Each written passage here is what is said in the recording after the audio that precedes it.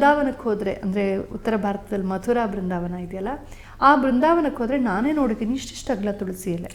ನಮ್ಮೂರ ಕಡೆ ಇಷ್ಟಿಷ್ಟೇ, ಅದರಲ್ಲೂ ಕೃಷ್ಣ ತುಳಸಿ ಅಂತೂ ಪುಟ್ಟ ಪುಟ್ಟ ಎಲೆಗಳು.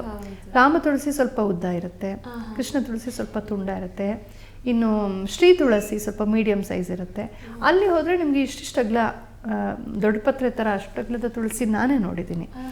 ಆಯಾ ಹವಾಗುಣಕ್ಕೆ ಅನುಗುಣವಾಗಿ ತುಳಸಿಯ ಒಂದು ರೂಪ ಸ್ವರೂಪ ಬದಲಾಗತ್ತೆ, ಅದರ ಟೇಸ್ಟ್ ಕೂಡ ಸ್ವಲ್ಪ ಬದಲಾಗುತ್ತೆ. ಕೆಲವು ಕಹಿ ಇರುತ್ತೆ, ಕೆಲವು ಒಂಥರ ವೆಲ್ವೆಟ್ ಥರ ಇರುತ್ತೆ ಮೇಲೆ, ಇದೆಲ್ಲ ಉಂಟು. ಒಟ್ಟಿನಲ್ಲಿ ತುಳಸಿ ಅಂತ ಏನಿದೆ, ಅದಕ್ಕೆ ಎಷ್ಟೇ ಸ್ಪೀಶೀಸ್ ಇದ್ದರೂ ಅದು ತುಂಬ ಆರೋಗ್ಯಕಾರಿಯಾದದ್ದು. ತುಳಸಿಯ ಗಾಳಿ ನಮಗೆ ತುಂಬ ಒಳ್ಳೆಯದು. ಮನೆಯ ಅಂಗಳದೊಳಗೆ, ಮನೆಯ ಮುಂಭಾಗದಲ್ಲಿ, ಹಿಂಭಾಗದಲ್ಲಿ ಎಲ್ಲೆಲ್ಲಿ ಎಂಟ್ರಿ ಎಕ್ಸಿಟ್ ಇರುತ್ತೋ ಅಲ್ಲೆಲ್ಲ ನಮ್ಮ ಮನೆ ಮಂದಿ ಓಡಾಡೋ ಜಾಗದಲ್ಲಿ ತುಳಸಿ ಇರಬೇಕು ಅಂತ ಹೇಳೋರು. ಹಾಗೆ ಮನೆಯಲ್ಲಿ ಬೆಳೆಸ್ಬೋದಾದಂಥದ್ದು, ಮನೆಯ ಅಂಚಿನಲ್ಲಿ ಅಂದರೆ ಗೋಡೆ ಅಂಚಿಗೆ ಪಾರಿಜಾತವನ್ನು ಬೆಳೆಸೋರು. ಪಾರಿಜಾತ ಯಾವಾಗಲೂ ಪಕ್ಕದ ಮನೆಗೆ ಹೂ ಕೊಡುತ್ತೆ ಅಂತ ಒಂದು ಇದೆ. ನಮ್ಮ ಮನೇಲೆ ಒಂದು ದೊಡ್ಡ ಮರ ಇತ್ತು, ಅಕ್ಷರಶಃ ನಿಜ. ಆ ಬೀದಿಯವರೆಲ್ಲ ಬಂದು ಬುಟ್ಟಿಗಟ್ಟಲೆ ಹೂ ಬರ್ತಿತ್ತು, ಎಲ್ಲ ತೊಗೊಂಡು ಹೋಗೋರು. ನಮಗೆ ತುಂಬ ಕಡಿಮೆ ಮಿಗ್ತಾ ಇತ್ತು, ನಾವು ಹೋಗಿ ಮೊದಲೇ ಬಾಚ್ಕೊಳ್ದಿರಿ, ಏನು ಬರ್ತಾನೆ ಇರಲಿಲ್ಲ. ಅದು ಹಾಗೆ ಅದು ಅಂತ ಕತೆ ಎಲ್ಲ ಹೇಳ್ತಾರೆ. ರುಕ್ಮಿಣಿ ಸತ್ಯಭಾಮ ನನಗೇ ಬೇಕು ಅಂತ ಪಾರಿಜಾತ ತಂದು ಹಾಕ್ಕೊಂಡ್ರು, ಅದು ರುಕ್ಮಿಣಿ ಮನೆಗೆ ಹೋಗಿ ಹೂ ಕೊಡ್ತಿತ್ತು ಅಂತ ಕತೆಗಳಿವೆ. ಒಟ್ಟಿನಲ್ಲಿ ಪಾರಿಜಾತ ಎಲ್ಲರಿಗಾಗಿ ಅಂತ, ಅದೊಂದು ದಿವ್ಯ ವೃಕ್ಷ. ಇವತ್ತಿನ ಪಾರಿಜಾತ ಹೂ ಕೂಡ ಇದೆ, ತುಂಬ ಸೊಗಸಾದಂಥ ಹೂ, ಅದು ಘಮ ಘಮ ಘಮ ಅಂತ ಇರುತ್ತೆ ಅದು. ಹೀಗೆ ದಿವ್ಯ ವೃಕ್ಷಗಳಿಗೆ ಕೆಲವು ಆರೋಗ್ಯಕಾರಿಯಾದ ಆರೋಗ್ಯವರ್ಧಕ ಶಕ್ತಿಗಳಿವೆ. ಅದನ್ನು ನಾವು ದೇವರ ಅನುಗ್ರಹ ಅಂತಲೂ, ಆ ಗಿಡ ರೂಪದ, ಆ ಮರದ ರೂಪದ ಲಕ್ಷ್ಮಿಯ ಅನುಗ್ರಹ ಅಂತಲೂ ಭಾವಿಸಿ ಪೂರ್ಣ ಉಪಯೋಗ ಪಡ್ಕೊಂಡು ಬದುಕಬೇಕು. ಇದೊಂದು ಜಾಣ್ಮೆ, ಇದೊಂದು ಕಾಣಿಕೆ, ಇದೊಂದು ವಿವೇಕ, ಇದೊಂದು ಜೀವನ ನೀತಿ. ಇಂಥ ಮರಗಳನ್ನು ನಾಶ ಮಾಡ್ತಿರಲಿಲ್ಲ, ಅಶ್ವತ್ಥ ವೃಕ್ಷವನ್ನು ನಾಶ ಮಾಡ್ತಾ ಇರಲಿಲ್ಲ. ತಾನಾಗಿ ತಾನೇ ಎಲ್ಲಂದ್ರೆ ಅಲ್ಲೇ ಹುಟ್ಬಿಡುತ್ತೆ, ಬೆಳೆದು ಬಿಡುತ್ತೆ ಅಶ್ವತ್ಥ ಮರ. ಅಶ್ವತ್ಥ ಮರ ಎಷ್ಟು ಫರ್ಟೈಲ್ ಅಂತಂದರೆ, ಅದಕ್ಕೆ ಸ್ವಲ್ಪ ಗಾಳಿ, ಮಣ್ಣು ಮತ್ತು ಬಿಸಿಲು ಸಿಕ್ಕರೂ ಸಾಕು. ನಮ್ಮ ಮನೇಲೆ 2-3 ಸಲ ಮನೆ ಮೇಲೆ ಬೆಳೆದುಬಿಟ್ಟಿತ್ತು. ನಮ್ಮ ಒಂದು ಕಾರ್ ಶೆಡ್ ಥರ ಇತ್ತು, ಅದನ್ನು ನಾವು ಭಜನೆ ಮಂದಿರ ಥರನೇ ಬಳಸ್ತಾ ಇದ್ವಿ. ಗೋಡೆ ಮೇಲೆ ಏನೋ ಹಾವಿನ ಥರ ಆಕಾರ ಇದು ಅಂತ ಪ್ಲಾಸ್ಟಿಂಗ್ ಹಿಂದ್ಗಡೆ. ಕೊನೆಗೆ ಒಂದಿನ ತೆಗೆದು ನೋಡ್ತೀವಿ, ಬೇರು ಎಲ್ಲಿದೆ ಬೇರು ಅಂತ ಹುಡ್ಕೊಂಡು ಹೋದರೆ ಮೇಲ್ಗಡೆ ವಾಟರ್ ಟ್ಯಾಂಕು. ಆ ವಾಟರ್ ಟ್ಯಾಂಕ್ಗೆ ಆವಾಗ ಭಾಳ ಹಿಂದೆ ವಾಟರ್ ಟ್ಯಾಂಕ್ಗೆ ಒಂಥರ ಸಿಮೆಂಟಿನ ಕಟ್ಟೆ ಕಟ್ಟೋರು. ಆ ಕಟ್ಟೆ ಕಟ್ಟಿದ ಜಾಗದಲ್ಲಿ ಒಂದು ಸ್ವಲ್ಪ ಚಿಪ್ಪೆದ್ದು ಬಿಟ್ಟಿತ್ತು. ಆ ನೀರು, ವಾಟರ್ ಟ್ಯಾಂಕಲ್ಲಿ ಸ್ವಲ್ಪ ತೇವಾಂಶ ಇರೋ ಜಾಗ, ಆ ನೀರಿನಂಶ, ಅಷ್ಟು ಮಣ್ಣು, ಏನು ಪ್ಲಾಸ್ಟಿಕ್ ಜೊತೆ ಇನ್ನೆಷ್ಟು ಮಣ್ಣು, ಅದರಲ್ಲಿ ಅಷ್ಟೊಂದು ಬೆಳೆದ್ಬಿಟ್ಟಿತ್ತು. ಮನೆ ಮುಂದೆ ದೊಡ್ಡ ಅಶ್ವತ್ಥ ಮರ ಇದೆ, ಆ ಥರ ಬೀಜವೋ ಏನೋ ಬಂದು ಬಿದ್ದಿರಬೇಕು. ಅಷ್ಟು ಅದನ್ನು ತೆಗೆಯೋದು ಎಷ್ಟು ಕಷ್ಟ ಆಯಿತು ಗೊತ್ತಾ? ಅಂದರೆ ಅಷ್ಟು ಚೆನ್ನಾಗಿ ಬೆಳೆದು ಬಿಡುತ್ತೆ ಅದು, ಬಹಳ ಫರ್ಟೈಲ್ ಅದು. ಅದಕ್ಕೆ ತುಂಬ ಪ್ರಯತ್ನ ಪಡೋ ಅಗತ್ಯ ಇಲ್ಲ. ದಿವ್ಯ ವೃಕ್ಷ ತನಗೇ ತಾನಿಗೆ ಎಲ್ಲಿ ಹೋಗಿ ಅನುಗ್ರಹ ಮಾಡಬೇಕು ಅನ್ಸುತ್ತೆ ಅಲ್ಲಿ ಹುಟ್ಕೊಂಡ್ಬಿಡುತ್ತೆ ಅದು. ಇತ್ತೀಚೆಗೆ ಕೆಲವೇ ವರ್ಷಗಳ ಹಿಂದೆ ಮತ್ತೆ ಹಾಗೆ ಆಯಿತು. ನಮ್ಮ ವಾಟರ್ ಟ್ಯಾಂಕ್ ಕೆಳಗಡೆ ಹಾಕಿದ ಸ್ಲ್ಯಾಬ್ ಒಡೆದೋಯ್ತು, ಹಿಂಗಾಗೋಯ್ತು. ಯಾಕೆ, ಅದರ ಭಾರದಿಂದಲೋ ಏನೋ ಅಂತ. ಆಮೇಲೆ ನನ್ನ ಮಗ ಕೆಳಗೆ ಬಂದು, ಅಮ್ಮೋ ಯಾವ ಥರ ಏನೇನೋ ಬಂದ್ಬಿಟ್ಟಿದೆ ಅಂತ. ಆಮೇಲೆ ಕೆಳಗಡೆ ಬಗ್ಗೆ ನೋಡ್ತೀವಿ ಬೇರುಗಳು. ಅದನ್ನು ತೆಗ್ಸೋದು ಎಷ್ಟು ಕಷ್ಟ ಆಯಿತು ಅಂದರೆ, ಸುಮ್ಮನೆ ಒಂದು ಸ್ಲ್ಯಾಬಿಗೆ ಅಂಟ್ಕೊಂಡದ್ದು.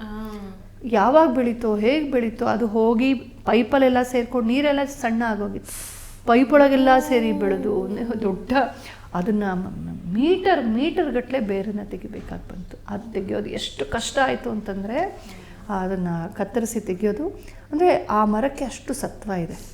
ಮಿನಿಮಮ್ ನೀರು, ಮಿನಿಮಮ್ ಮಣ್ಣು ಅಷ್ಟಿದ್ರೆ ಅದು ಬೆಳ್ಕೊಂಬಿಡುತ್ತೆ, ಯಾರಿಗೂ ತೊಂದರೆ ಕೊಡಲ್ಲ. ಬಟ್ ಮನೆ ಮೇಲೆ ಬಿಡೋದ್ರೆ ಏನು ಮಾಡೋದು, ಗೋಡೆ ಹಾಳಾಗತ್ತೆ ಅಂತ ತೆಗಿಬೇಕಾಗಿ ಬಂತು. ಆ ತೆಗೆಯುವಾಗ ನಮ್ಗೆ ಏನೋ ಗಿಲ್ಟಿ ಫೀಲಿಂಗ್, ದಿವ್ಯ ವೃಕ್ಷ ಅದನ್ನು ಮಾಡ್ತಿದ್ದೀವಲ್ಲ. ಒಟ್ಟಿನಲ್ಲಿ ಪ್ರಕೃತಿ ಪ್ರೇಮ ಮತ್ತು ಪ್ರಕೃತಿಯಲ್ಲಿ ದೇವರನ್ನು ಕಾಣುವಂಥ ದರ್ಶನ ಇದೆಯಲ್ಲ, ಇದು ನಮ್ಮ ಜೀವನ ಶೈಲಿಯೊಂದಿಗೆ ಒಂದಾಗಿ ಸೇರಿರೋದ್ರಿಂದ ನಮಗೆ ದಿವ್ಯ ವೃಕ್ಷಗಳು, ಅತ್ತಿ ಮರ, ನವರಾತ್ರದಲ್ಲಿ ನೋಡಿ ಬನ್ನಿ ಮರಕ್ಕೆ ಪೂಜೆ ಮಾಡ್ತೀವಿ, ಬನ್ನಿ ಎಲೆಗಳನ್ನು ಕೊಟ್ಟು ಪರಸ್ಪರರಿಗೆ ನಮಸ್ಕಾರ ಮಾಡ್ತೀವಿ. ಔದುಂಬರ ವೃಕ್ಷ ದತ್ತಾತ್ರೇಯನಿಗೆ ನೋಡಿ, ನಮ್ಮ ಎಲ್ಲ ದೇವತೆಗಳಿಗೂ ಒಂದೊಂದು ಮರ ಕನೆಕ್ಟೆಡ್. ಶಿವನಿಗೆ ಬಿಲ್ವ, ಲಕ್ಷ್ಮಿಗೂ ಬಿಲ್ವ ಅಥವಾ ತುಳಸಿ, ಕೃಷ್ಣನಿಗೆ ತುಳಸಿ, ನಾರಾಯಣನಿಗೆ, ಇನ್ನು ನಮ್ಮ ದತ್ತಾತ್ರೇಯನಿಗೆ ಔದುಂಬರ. ಹೀಗೆ ಒಂದೊಂದು ದೇವತೆಗೆ ಒಂದೊಂದು ಕನೆಕ್ಷನ್ ಇರುತ್ತೆ. ಆಯಾ ದೇವತೆಯನ್ನು ಪೂಜೆ ಮಾಡ್ತೀವಿ. ಆಯಾ ಮತ್ತು ಎಕ್ಕ ಇದೆಯಲ್ಲ, ಅರ್ಕ ಅಂತ ಹೇಳ್ತಾರೆ, ಅದು ಗಣಪತಿಗೆ ಶ್ರೇಷ್ಠ. ಎಕ್ಕದ ಎಲೆ, ಎಕ್ಕದ ಹೂವು ಇತ್ಯಾದಿ. ಸೂರ್ಯನಿಗೂ ಅದು ಅರ್ಕ ಪುಷ್ಪ ಅಂತ ಶ್ರೇಷ್ಠ. ಹೀಗೆ ಒಂದೊಂದು ದೇವತೆಗೆ ಒಂದೊಂದು ಸಂಬಂಧಪಟ್ಟಂತೆ ಇಂಥ ಹೂಗಳು, ಇಂಥ ಎಲೆಗಳು. ಅಂದರೆ ಈಗ ಮಾಘ ಮಾಸ ಬಂದಿದೆ, ಮಾಘದಲ್ಲಿ ಸೂರ್ಯನ ಸಂಬಂಧಪಟ್ಟಂಥ ಸೂರ್ಯನ ಬೆಳಕಿಗೆ ಮೈಯೊಡ್ಡುವಂಥದ್ದು, ಮಾಘ ಸ್ನಾನ ಮಾಡುವಂಥದ್ದು, ಬಿಸಿಲಲ್ಲಿ ಚೆನ್ನಾಗಿ ಬಿಸಿಲು ಏರಿದ ಮೇಲೆ ಅಟ್ಲೀಸ್ಟ್ 10 ಗಂಟೆ ಆಗಿರಬೇಕು ಬೆಳಗ್ಗೆ ಹೋಗಿ ನದಿ ಸ್ನಾನ ಮಾಡುವಂಥದ್ದು ತುಂಬ ಆರೋಗ್ಯಕಾರಿಯಾದದ್ದು. ಅದಕ್ಕೆ ಮಾಘ ಮಾಸ ಸೂರ್ಯಂದು ಅಂತ. ಮಾಘ ಭಾನುವಾರ ವಿಶೇಷ. ಕಾರ್ತಿಕ ಬಂದಾಗ ಚಳಿಗಾಲ, ಆವಾಗ ಕೃತಿಕಾ ನಕ್ಷತ್ರ, ಶಿವನ ಇದು ಕಾರ್ತಿಕೇಯನ ಪೂಜೆ ಮಾಡೋದು. ಆವಾಗ ನಾವೇನು ತೀರ್ಥ ಸ್ನಾನ ಜಾಸ್ತಿ ಹೇಳೋದಿಲ್ಲ ಆವಾಗ. ಅದೇ ಜ್ಯೇಷ್ಠ ಮಾಸದಲ್ಲಿ ಮತ್ತೆ ತೀರ್ಥ ಸ್ನಾನ ಹೇಳ್ತಾರೆ. ಉತ್ತರ ಭಾರತದಲ್ಲಿ ಜ್ಯೇಷ್ಠ ಸ್ನಾನ ಬಹಳ ಪ್ರಖ್ಯಾತ, ನಮ್ಮ ಕಡೆ ಈ ಕಡೆ ಮಾಘ ಸ್ನಾನ ಪ್ರಖ್ಯಾತ. ಅಂದರೆ ಹಾಗೆ ಹೇಳದೆ ಹೋದರೆ ಜನ ಹೋಗಿ ಮಾಘ ಮಾಸದಲ್ಲಿ ಸ್ನಾನ ಮಾಡ್ತಾರಾ? ಆ ಪ್ರಕೃತಿಯ ಅನುಗ್ರಹವನ್ನು ಪಡಿಬೇಕಲ್ವ ನಾವು. ಹಾಗಾಗಿ ಅಲ್ಲಿ ದೇವರ ಅನುಗ್ರಹ ಇದೆ ಪ್ರಕೃತಿಯಲ್ಲಿ, ಅದನ್ನು ಗುರುತಿಸು ಹೋಗು. ಹೀಗೆ ದೇವರ ಅನುಗ್ರಹ ಖಂಡಿತ ಇದೆ ಅದರಲ್ಲಿ, ವಿಶೇಷ ಅದನ್ನು ಗುರುತಿಸಿಯೇ ಹೇಳಿದ್ದಾರೆ. ಜೊತೆಗೆ ಈ ಥರ ಹೆಲ್ತ್ ಬೆನಿಫಿಟ್ಸು ಇದೆ. ಕೆಲವರು ಹೆಲ್ತ್ ಬೆನಿಫಿಟ್ಸ್ ಮಾತ್ರ ಇದೆ ಅದಕ್ಕೆ ಹೇಳಿದ್ರು ಅಂತ ಹಾಗಲ್ಲ, ಎರಡೂ ಇದೆ. ಹೆಲ್ತ್ ಬೆನಿಫಿಟ್ ಅನುಗ್ರಹ ಅಲ್ವಾ, ಎಲ್ಲಕ್ಕಿಂತ ದೊಡ್ಡದಿರ್ತಾನೆ. ಹಾಗಾಗಿ ನಾವು ಇಲ್ಲಿ ಸನಾತನ ಧರ್ಮವನ್ನು ಅಕಾಮಡೇಟಿವ್ ಆಗಿ ನೋಡಬೇಕು. ಎಲ್ಲ ಅಂಶಗಳನ್ನು ಒಳಗೊಂಡಂತಹ ಒಂದು ವಿಶಾಲ ದರ್ಶನ, ಒಂದು ಜೀವನ ನೀತಿ, ಒಂದು ಜೀವನ ದರ್ಶನ, ಒಂದು ತತ್ವದರ್ಶನ. ನಾನು ಬರೀ ನಾನು ಅಂತ ಇಷ್ಟೇ ಬದುಕೋದಲ್ಲ, ನನಗೆ ಇಷ್ಟವಾದ ಚಪಲಕ್ಕೆ ಬದುಕೋದಲ್ಲ, ತಿನ್ಕೊಂಡು ಬದುಕೊಂಡು. ಚಪಲದಿಂದ ಬದುಕಬಾರ್ದು, ವಿವೇಕದಿಂದ ಬದುಕಬೇಕು. ಚಪಲ ಆ ಕ್ಷಣ ಅಷ್ಟೇ, ಮುಂದೆ ಏನು ಮಾಡುತ್ತೆ ನನ್ನ ಜೀವನಕ್ಕೆ ಅನ್ನೋ ಒಂದು ವಿವೇಕ ಇರಬೇಕು. ಆ ವಿವೇಕ ಇದ್ದಾಗ ನಾವು ಪ್ರಕೃತಿಯನ್ನು ಹಾಳು ಮಾಡಲ್ಲ, ಪ್ರಕೃತಿಯಿಂದ ಉಪಯೋಗವನ್ನು ಪಡಿತೀವಿ, ಆದರೆ ಪ್ರಕೃತಿಗೆ ತೊಂದರೆ ಕೊಡೋದಿಲ್ಲ. ಈ ಸಹಬಾಳ್ವೆಯ ನೀತಿಯನ್ನು ಕರಿತೀವಿ. ಹಾಗಾಗಿ ನಮ್ಮ ಹಳ್ಳಿಗಳಾಗಲಿ, ನಮ್ಮ ಹಳೆಯ ನಗರಗಳಾಗಲಿ, ನೀವು ರಾಮಾಯಣ ಮಹಾಭಾರತಗಳನ್ನು ಓದಿದ್ರೆ, ಅಥವಾ ಅಷ್ಟು ದೂರ ಯಾಕೆ, ನಮ್ಮ ಅರ್ವಾಚೀನ 15, 16, 17 ಶತಮಾನದ ಕವಿಗಳ ಕನ್ನಡ ಸಂಸ್ಕೃತ ಕಾವ್ಯಗಳನ್ನು ಓದಿದ್ರು, ಎಷ್ಟು ಮರಗಿಡಗಳ ಮಧ್ಯದಲ್ಲೇ ಇರ್ತಿದ್ರು. ಈ ಪ್ರೇಮಿಗಳು ಪ್ರಣಯಗಳು ಸೇರೋದು ಕೂಡ ಲತಾ ಮಂಟಪಗಳಲ್ಲೇ. ಆವಾಗಲೂ ಏನು ಹೋಟೆಲ್ ಗೀಟಲಲ್ಲ, ಲತಾ ಮಂಟಪಗಳು, ಬಳ್ಳಿಯ ಮನೆ, ಲತಾ ಮಂಟಪಗಳು, ಗಾರ್ಡನ್ಸು. ಕೃಷ್ಣ ರಾಧೇರು ಸೇರ್ತಾ ಇದ್ದ ಸಂಕೇತವನ್ ಅಂತಿದೆ, ಬರೀ ಮರಗಳು ಗಿಡಗಳು ಅಲ್ಲಿ, ಬಳ್ಳಿಗಳು ಎಲ್ಲ ಇಂಥದ್ದೇ.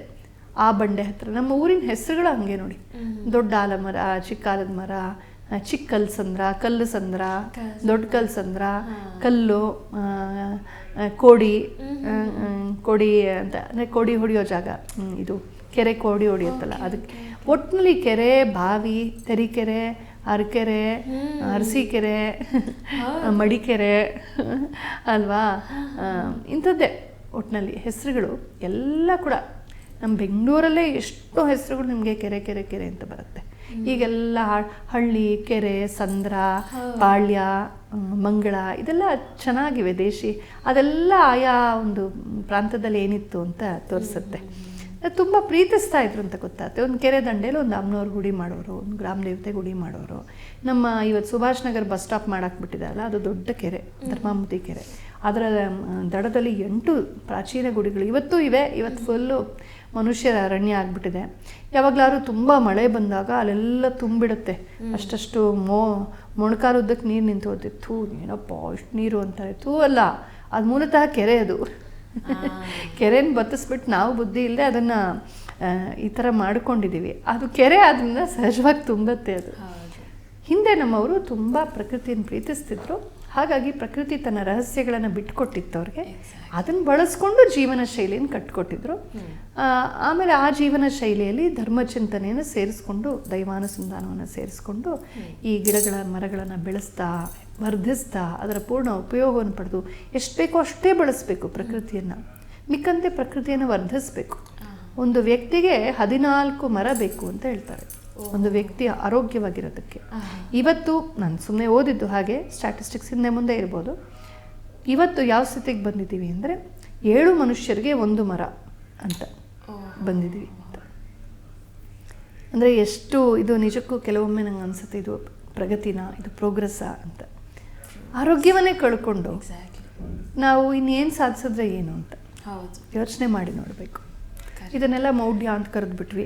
ಏನೋ ಮರ ಸುತ್ತ ಏನು ಸಿಕ್ಕತ್ತೆ, ಅಲ್ಲೇನು ಹೋಗಿ ಮಾಡಿದ್ರೆ ಏನು ಸಿಕ್ಕತ್ತೆ, ಅಲ್ಲಿ ಹೋಗಿ ಕೂತ್ರೆ ಏನು, ಉಡಾಫೆ ಮಾತಾಡೋಕ್ಕೇನಿಲ್ಲ, ಏನು ಸಿಕ್ಕತ್ತೆ ಹೋಗಿ ನೋಡಿ.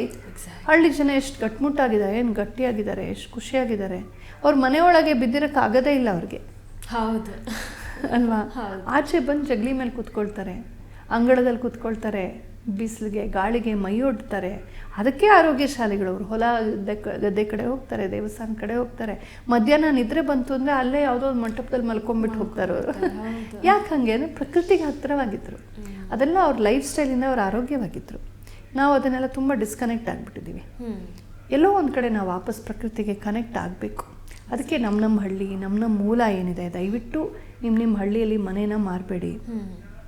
ನಮ್ಮ ಹಳ್ಳಿ, ನಮ್ಮ ಮೂಲ ಏನಿದೆ, ಆ ಮನೆ ಹಳ್ಳಿ ಮನೆ, ಆ ಹಳ್ಳಿಯ ಊರಿನ ದೇವಸ್ಥಾನ, ಅಲ್ಲಿನ ಕೆರೆ ಬಾವಿ, ಅಲ್ಲಿನ ಅದು ಕನೆಕ್ಷನ್ ಇಟ್ಕೊಂಡು ಹೋಗೋದು ಬರೋದು, ಅಲ್ಲಿ ಸೇವೆ ಮಾಡೋದು, ಅಲ್ಲಿ ಜಾತ್ರೆಯಲ್ಲಿ ಭಾಗವಹಿಸೋದು, ರಜಾ ಬಂದಾಗ ಹೋಗಲ್ಲಿರೋದು, ಎಲ್ಲೆಲ್ಲೋ ದುಡ್ಡು ಕೊಟ್ಟು ಯಾವುದೋ ಒಂದು ರೈನ್ ಡ್ಯಾನ್ಸ್ ಅಂತ ಅದೇ ಹಳೆಯ ನೀರನ್ನೇ ರೀಸೈಕಲ್ ಮಾಡಿ ತಲೆ ಮೇಲೆ ಸುರಿತಾ ಇದ್ದರೆ ಅದಕ್ಕೆ ಹೋಗಿ ದುಡ್ಡು ಕೊಡ್ತೀವಿ. ನಿಜವಾದ ನೀರು, ನಿಜವಾದ ಕೆರೆ, ನಿಜವಾದ ಬಾವಿ, ನಿಜವಾದ ಗಾಳಿ ನಮ್ಮದೇ ಊರಿರುತ್ತಲ್ಲ, ಅಲ್ಲಿ ಹೋಗಿ ಕನೆಕ್ಟ್ ಆಗಬೇಕು. ನಾವು ನಮ್ಮದೇ ರಿಸಾರ್ಟದು, ನಾವೇ ಹೋಗಿ ರಿಲ್ಯಾಕ್ಸ್ ಮಾಡ್ಬೋದು, ಹಳ್ಳಿ ಜನರ ಜೊತೆ ಮಾತಾಡ್ಬೋದು. ಆ ಸ್ವಗ್ರಾಮದ ಬಗ್ಗೆ ಏನೋ ಒಂದು ಅಭಿಮಾನ ಇತ್ತು, ಅದು ತುಂಬ ಕುಗ್ಗಿದೆ. ಸ್ವದೇಶದ ಬಗ್ಗೆನೂ ಕುಗ್ತಾ ಇದೆ ಈಗ. ಸ್ವಗ್ರಾಮದ ಬಗ್ಗೆ ಹೋಗಿ ಎಲ್ಲ ನಗರಕ್ಕೆ ಬಂದರು. ಈಗ ನಗರದ ಬಗ್ಗೆನೂ ಹೋಗಿ ವಿದೇಶಕ್ಕೆ ಹೋದರು. ಕೊನೆಗೇನು ಉಳೀತು? ಏನು ಉಳಿಲಿಲ್ಲ. ಇನ್ಯಾರೋ ಆದ್ವಿ ನಾವು. ನಮ್ಮ ತನವನ್ನು ಕಳ್ಕೊಂಡು ಇನ್ನೊಬ್ರು ಆದ್ವಿ, ಕಲನೈಸ್ ಆದ್ವಿ. ನಮ್ಮ ತನವನ್ನು ಉಳಿಸ್ಕೊಳ್ಬೇಕು. ಇದೆಲ್ಲ ಸುಂದರವಾದ ಒಂದು ಪದ್ಧತಿಗಳು. ಇದರಿಂದ ನಮಗೆ ತುಂಬ ಉಪಯೋಗ ಆಗುತ್ತೆ. ಟಿವಿ ವಿಕ್ರಮ, ದೇಶ ನಿಮ್ಮ ಕೈಯಲ್ಲಿ. ಈ ಕಾರ್ಯಕ್ರಮ ನಿಮಗೆ ಇಷ್ಟ ಆಗಿದ್ದಲ್ಲಿ ಲೈಕ್, ಶೇರ್ ಹಾಗೂ ಕಮೆಂಟ್ ಮಾಡಿ. ಟಿವಿ ವಿಕ್ರಮದ ಕಾರ್ಯಕ್ರಮಗಳನ್ನು ನಿರಂತರವಾಗಿ ವೀಕ್ಷಿಸಲು ಸಬ್ಸ್ಕ್ರೈಬ್ ಮಾಡಿ, ಬೆಲ್ ಐಕನ್ ಒತ್ತಿ.